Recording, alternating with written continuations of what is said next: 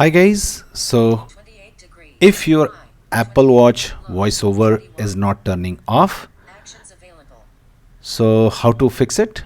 If your Apple Watch voiceover is not turning off, what you need to do is very simple. Just press this digital crown 3 times, okay, continuously, and it will turn off automatically. So let's try it.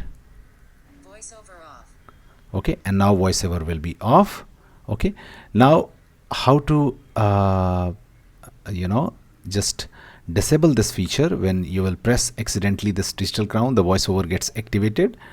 So how to disable this feature permanently? Just press the digital crown and go to this gear shift setting icon and just tap on accessibility and scroll down at the bottom of that, and you will see this accessibility shortcut. Tap on it and now scroll down and find the voiceover option. Here it is. Just tap on it to deselect it, and that's it. Now it will not be turned on accidentally when you press it 3 times by mistake. That's it guys. Please do like the video to support us, and thanks for watching the Geek Page.